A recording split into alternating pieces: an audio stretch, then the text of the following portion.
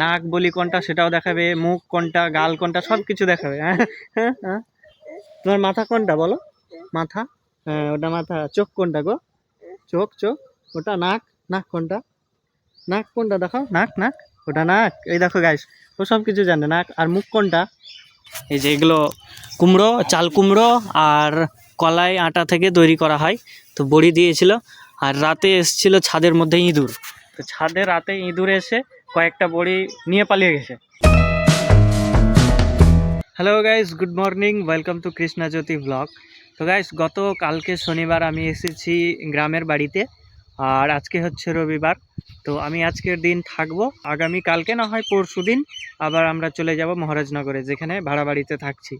তো এখন আমি ভাগনাকে নিয়ে এসেছি গাইস বাড়ির পেছনে ঘুরতে। এই দেখো, এটা হচ্ছে আমার ভাগনা। হ্যালো, হ্যালো বলো, হ্যালো হ্যালো বলো, হ্যালো বলো, হ্যালো। তো গ্যাস, ও খাচ্ছে দিলখোশ, আর এই দিলখোশকে একটা আঙুলের মধ্যে ভরে নিচ্ছে, তাকাচ্ছে, দেখো হাসছে। আমাদের এখানে দেখো কত ভুট্টার গাছগুলো অনেক বড় হয়ে গেছে। যেসব ভুট্টার গাছগুলোতে আমি জল দিয়ে গেছি, ওই দেখো কত বড় বড় হয়ে গেছে বাড়ির পেছনে। কাছে থেকে গ্যাস তোমাদের দেখাই। আর এই দেখো কুল গাছ, কুল গাছে এখনও কুলগুলো ছোট ছোট আছে, দেখা যায় না, একবারে ছোট ছোট আছে। এই কুল গাছগুলো পাকতে এখনও সময় লাগবে, আনুমানিক 1 মাস 1.5 মাস সময় লাগবে, তখন এই কুল গাছগুলো পাকবে।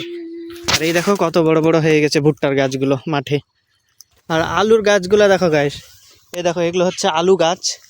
এখন এগুলোতে আলু কেবল বসতে শুরু হয়েছে। এর পরের বার যখন আমরা এখানে আসব, তখন আলুগুলো তুলবো, তখন দেখবো কত বড় বড় আলু মাটির নিচে হয়েছে। এখন গাছগুলো একটু হলুদ হয়েছে, মানে যে গাছের বয়স হয়েছে তাই। এই দেখো বোঝা যাচ্ছে যে হ্যাঁ, ছোট ছোট হলুদ হয়েছে গাছগুলো। শেষ, দিলখোশ শেষ, জ শেষ, শেষ। তো গাইস, ভাগনা খেয়ে ফেলেছে একটা ছোট দিলখোশ। বলো এদিকে, হ্যালো হ্যালো বলো, হ্যালো হ্যালো হ্যালো হ্যালো। বাড়ি কোন দিকে তোমার? বাড়ি, বাড়ি কোন দিকে?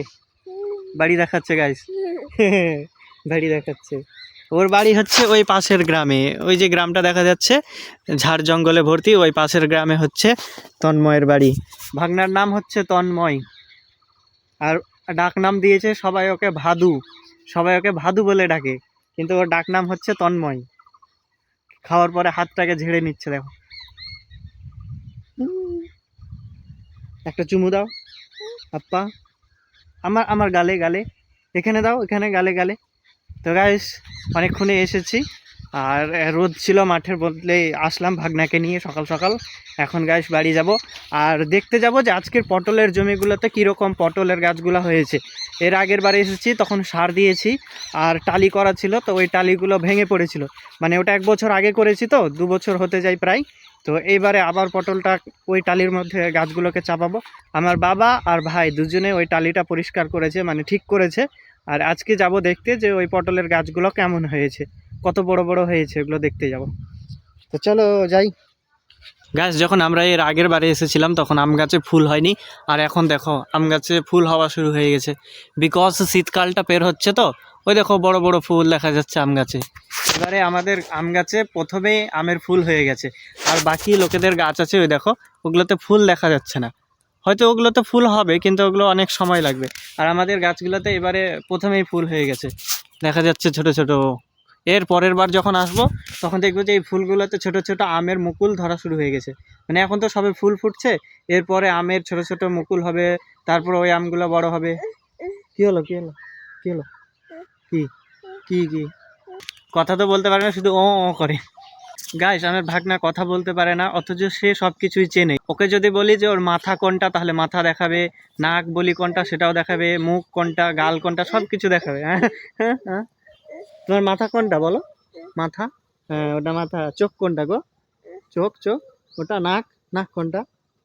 নাক কোনটা দেখাও, নাক নাক, ওটা নাক। এই দেখো গাইস, ও সব কিছু জানে। নাক আর মুখ কোনটা? মুখ মুখ, মুখ কোনটা? মুখ কোনটা? মুখ, মুখ কোনটা বলে দাও। ওইটা মুখ। এই দেখো গাইস, মুখও দেখাচ্ছে। আর কান কোনটা? কান। এই দেখো গাইস, ও সব কিছু বলতে পারছে, বুঝতে সব কিছু পারছে। মুখ নাক চোখ কান সব কিছু জানে। পা কোনটা? তোমার পা কোনটা? এইটা পা। এই দেখো গাইস, নিচে দেখাচ্ছে পা। তো ও সব কিছু জানে, সব কিছু বুঝতে পারছে, শুধু কথাটাই বলতে পারে না।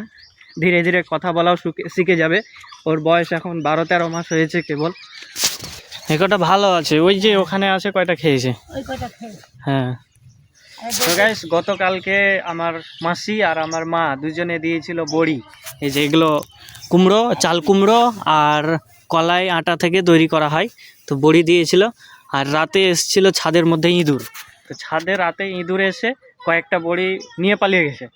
তো মাসিকে বললো, মাসি তো বাড়িতে গেছে, তো বললো যে এরকম এরকম ব্যাপার।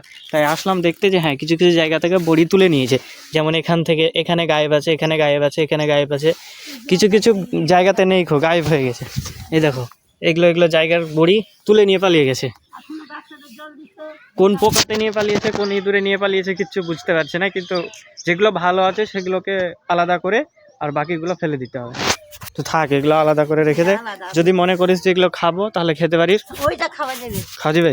হ্যাঁ, আর যেটা খেয়ে নিয়েছে যেগুলো ছয়নি ওগুলো আজকের দিনটা যদি রোদ লাগে কিনা তাহলে এগুলো উঠে যাবে। হ্যাঁ, উঠে নিয়ে আলাদা করা শক্তি হয়ে যাবে। আর প্রতিদিন রাত হবে তখন সন্ধ্যার সময় নামিয়ে নিতে হবে। আছে ওখানে,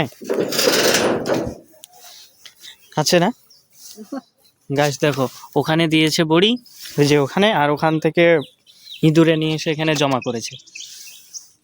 কত সুন্দর করে রেখেছে বলতো। তো গাইস আমি এখন এসেছি পটলের জমিতে, আর যে পটলের জমিটাতে এসেছি গাইস, এই দেখো এই টালিগুলো বাবা আর ভাই ঠিক করেছে। এগুলো যখন আমি এসেছিলাম এর আগে তখন এগুলো ঠিক ছিল না, ভেঙে চুরে ছিল, মানে ভেঙে গেছিলো, তো এদিকে ওদিকে উল্টে পড়ছিল। আর পটলের গাছগুলো এখন দেখো এগুলো পুরনো লত, তো এগুলো অনেক বড় বলে এগুলোকে উপরে চাপিয়ে রেখেছি এমনি। আর যেগুলো নতুন লত মানে নতুন গাছ, এগুলো হচ্ছে এই যে এগুলো ছোটোগুলো হচ্ছে নতুন। আর আমাদের জমির পাশে দেখো গাইস মটরশুঁটির বাগান, মানে এই যে দেখো বাজারে যে সব মটরশুঁটি পাওয়া যায়, তো এইগুলো হচ্ছে মটর গাছ থেকে হয়েছে। এই দেখো কত মটরশুঁটি ঝুলছে বড় বড়, এরকম অনেক আছে। এগুলো হচ্ছে অন্য লোকেদের, মানে আমাদের জমির পাশে আছে তাই দেখাচ্ছি।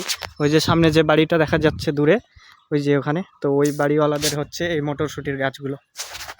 এখানকার পটলের গাছগুলো দেখতে সুন্দর লাগছে, এই দেখো মানে এখানে ঘাস কম আছে, তো এই জন্য এগুলো গাছগুলো ঠিকঠাক দেখাচ্ছে।